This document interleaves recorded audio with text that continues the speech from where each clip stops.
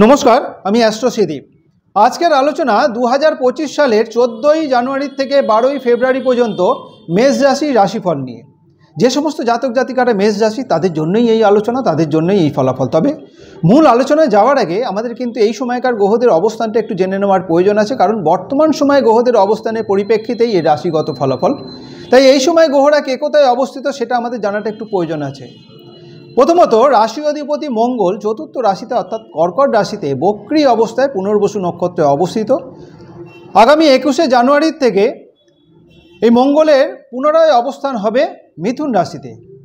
বাকি গ্রহদের মধ্যে বক্রী অবস্থায় বৃহস্পতি বৃষ রাশিতে অবস্থিত, চন্দ্রের অবস্থিতি কর্কট রাশিতে, কেতুর অবস্থান কন্যা রাশিতে, ধনু রাশিতে বুধ, মকর রাশিতে রবি, কুম্ভ রাশিতে স্বক্ষেত্রে শনি, সাথে শুক্রের অবস্থিতি, আর রাহুর অবস্থিতি মীন রাশিতে। এই হচ্ছে এই সময়কার গ্রহদের অবস্থিতি।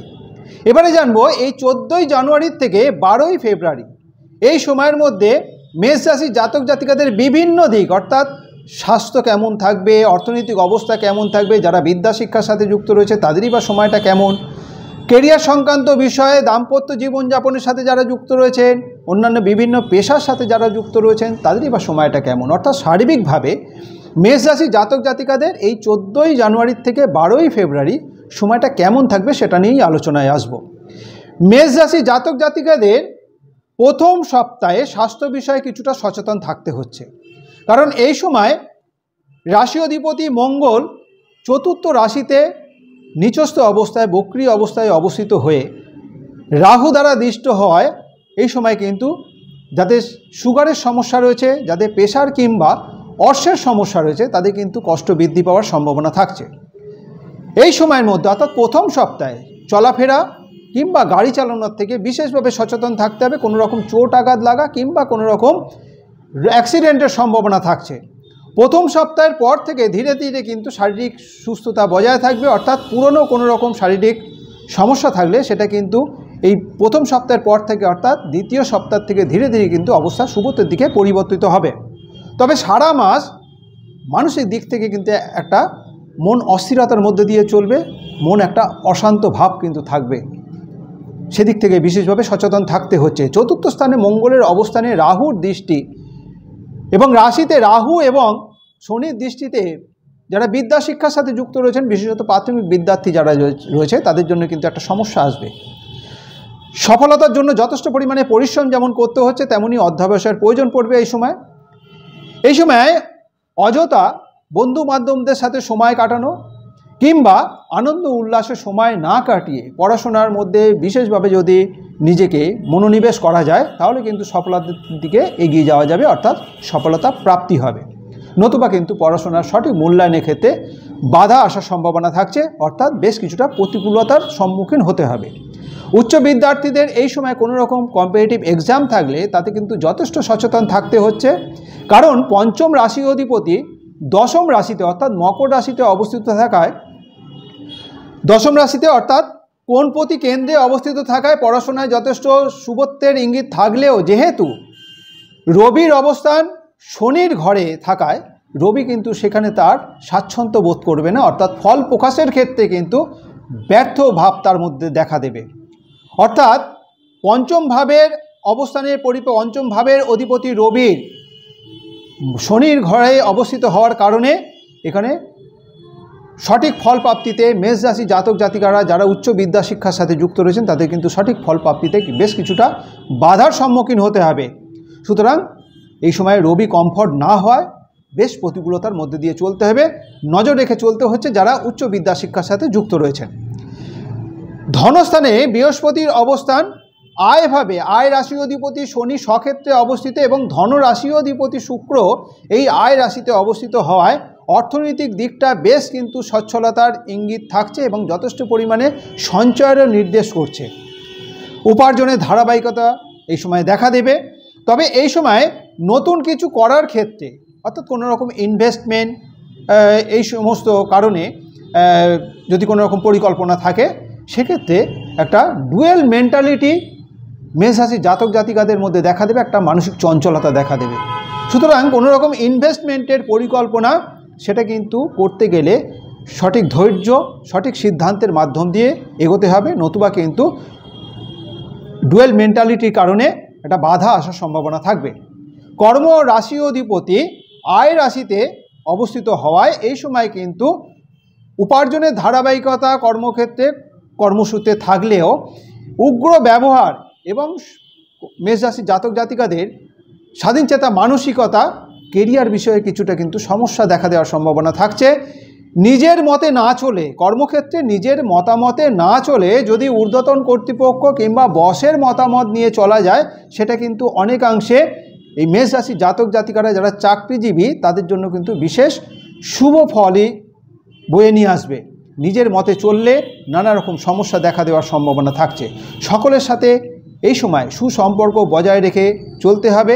ভালো ব্যবহার এবং কথাবার্তায় বিশেষভাবে কিন্তু সংযত থাকতে হচ্ছে, অর্থাৎ সকলের সাথে সুসম্পর্ক বজায় রাখতে হবে, সকলের সাথে ভালো ব্যবহার করতে হবে, ভালো কথাবার্তার মাধ্যম দিয়ে কিন্তু কর্মক্ষেত্রে এই পুরো সময়টা অতিবাহিত করতে হবে। নতুবা কোনো সহকর্মী আপনি হয়তো এমন কোনো কথা বললেন, সেই কথাটা এমনভাবে রিপ্রেজেন্ট করবে ঊর্ধ্বতন কর্তৃপক্ষের কাছে কিংবা বসের কাছে, তাতে কিন্তু আপনার ক্ষতি হওয়ার সম্ভাবনা থাকবে। সুতরাং কথাবার্তায় বিশেষভাবে নজর রেখে চলতে হবে, খুব সচেতনভাবে বলতে হবে, নতুবা কিন্তু কর্মজীবনে কর্মক্ষেত্রে একটা ক্ষতি হওয়ার সম্ভাবনা থাকছে।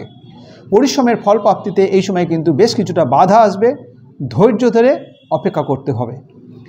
ব্যবসা রাশিপতি আয়ভাবে আয় রাশি অধিপতির সাথে অবস্থানে ব্যবসার মাধ্যম দিয়ে যথেষ্ট আয় উপার্জনের নির্দেশ করছে। তবে শনি শুক্রের অবস্থান এবং মাসের 28 তারিখ থেকে, জানুয়ারি মাসে 28 তারিখ থেকে শুক্রের অবস্থিতি দ্বাদশভাবে রাহুর সাথে অবস্থিত থাকার কারণে ব্যয়ের একটা আধিক্য দেখা দেবে, অযথা খরচের কিন্তু একটা প্রবণতা নিয়ে আসবে। সুতরাং নিজের সাধ্য অনুযায়ী খরচ করার দিকে একটু নজর রেখে চলতে হবে, ব্যয়ের পরিকল্পনাটা সঠিকভাবে করতে হবে, নতুবা ব্যয়ের আধিক্যের কারণে একটা চিন্তা বৃদ্ধি পাবে। মানসিক স্থিরতার অভাবের কারণে এই সময় যে কোনো বিনিয়োগের ক্ষেত্রে পরিকল্পনার মাধ্যম দিয়ে কিন্তু এগোতে হবে, নতুবা সমস্যা দেখা দেওয়ার সম্ভাবনা থাকছে। যারা দাম্পত্য জীবনযাপনের সাথে যুক্ত রয়েছেন, দাম্পত্য ক্ষেত্রে এই সময়টা ভালো মন্দ মিশিয়ে চললেও পারিবারিক ক্ষেত্রে মাঝে মাঝে একটা মতভেদ মনোমালিন্য দেখা দেওয়ার সম্ভাবনা থাকছে। সকলের সাথে সুসম্পর্ক বজায় রেখে চলতে হবে, নিজের জেদ, নিজের স্বাধীনচেতা মানসিকতা এবং কথাবার্তায় বিশেষভাবে সচেতনভাবে থাকতে হচ্ছে, নতুবা কিন্তু এই সময় নানা রকম সমস্যা, এমনকি মেষ রাশি জাতক জাতিকাদের একটা ডোমিনেটিং টেন্ডেন্সি দেখা দেয়। মেষ রাশি জাতক জাতিকারা কিন্তু বিশেষভাবে এই ডোমিনেটিং টেন্ডেন্সির মধ্যে দিয়েই চলে। সুতরাং এই ডোমিনেটিং টেন্ডেন্সি বিশেষভাবে নজর রাখতে হচ্ছে, ডোমিনেটিং টেন্ডেন্সির থেকে একটু দূরে থাকতে হবে। সকলের সাথে মিলেমিশে না চললে একটা সম্পর্কের অবনতি হবে এবং তার সাথে সাথে পারিবারিক শান্তির ক্ষেত্রে একটা বিঘ্ন নিয়ে আসবে। ভাই বোনের সাথে সুসম্পর্ক বজায় রেখে এই সময় চলতে হবে।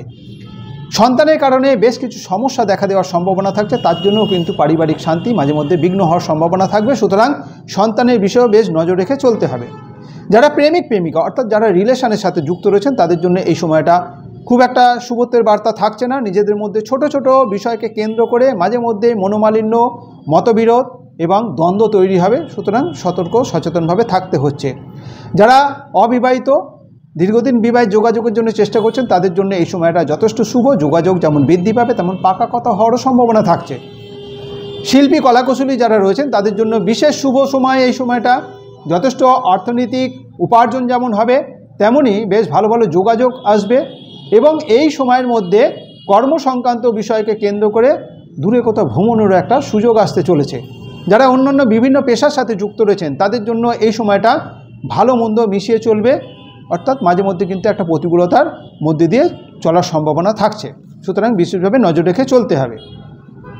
মেষ রাশির জাতক জাতিকারা যারা অশ্বিনী নক্ষত্রে জন্মগ্রহণ করেছেন, তাদের জন্য জানুয়ারি মাসের 15, 19 এবং 28 তারিখ, ফেব্রুয়ারি মাসের 1, 6 এবং 10 তারিখ শুভ। যাদের জন্ম নক্ষত্র ভরণী, তাদের জন্য জানুয়ারি মাসের 14, 20, 29 এবং ফেব্রুয়ারি মাসের 2, 4, 11 তারিখ শুভ। যাদের জন্ম নক্ষত্র কৃত্তিকা, তাদের জন্য জানুয়ারি মাসের 16, 21, 30 এবং ফেব্রুয়ারি মাসের 3, 5, 12 তারিখ শুভ। শুভ দিক হিসেবে পূর্ব দিক মেষ রাশি জাতক জাতিকাদের জন্য শুভ।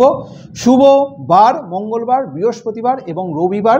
যে কোনো শুভ কাজের দিন যদি এই দিনগুলোকে বিশেষভাবে ব্যবহার করা হয় এবং তার সাথে সাথে শুভ রঙের পোশাক যদি এই শুভ কাজের দিনে ব্যবহার করা হয়, সেটা কমলা, লাল অথবা হলুদ রঙের পোশাককে যদি ব্যবহার করা হয়, তাহলে শুভ ফল লাভের সম্ভাবনা অনেকাংশে বৃদ্ধি পাবে। আমার এই যে আলোচনা, এই যে রাশিগত ফলাফল, এটা বিশেষত এই সময়কার গ্রহদের অবস্থানের পরিপ্রেক্ষিতেই। মেষ রাশি জাতক জাতিকাদের ব্যক্তিগত জন্মরাশি চক্রে গ্রহদের অবস্থান এবং বর্তমান গ্রহদের দশা অন্তর্দশার ফলাফল যদি শুভত্বর দিকে ইঙ্গিত দেয়, তাহলে শুভ ফল লাভের সম্ভাবনা যেমন অনেকাংশে বৃদ্ধি পাবে, তেমনই মেষ রাশি জাতক জাতিকাদের ব্যক্তিগত জন্মরাশি চক্রে গ্রহদের অবস্থান যদি অশুভ অবস্থায় থাকে এবং তার সাথে সাথে বর্তমান গ্রহদের দশা অন্তর্দশার ফলাফল যদি অশুভত্বের দিকে ইঙ্গিত দেয়, তাহলে শুভ ফল লাভের সম্ভাবনা অনেকাংশ কম হবে। সুতরাং বর্তমান সময়ে গ্রহদের অবস্থানের পরিপ্রেক্ষিতে যে রাশিগত ফলাফল, তার সাথে মেষ রাশি জাতক জাতিকাদের ব্যক্তিগত জন্মরাশি চক্রে গ্রহদের অবস্থান এবং বর্তমান সময়ে গ্রহদের দশা অন্তর্দশার ফলাফলের মধ্যে একটা বৈষম্য, একটা তারতম্য হতেই পারে। আমার এই আলোচনা যদি আপনার কাছে গ্রহণযোগ্য মনে হয়, যদি ভালো লেগে থাকে, অবশ্যই লাইক এবং শেয়ার আশা করব। যারা এখনও পর্যন্ত আমার এই চ্যানেলটিকে সাবস্ক্রাইব করেননি, আমার পরবর্তী ভিডিও, পরবর্তী আলোচনাগুলোর লিঙ্ক পেতে অবশ্যই চ্যানেলটিকে সাবস্ক্রাইব করে নেবেন। আজ এই পর্যন্তই। ভালো থাকবেন, সুস্থ থাকবেন। ধন্যবাদ।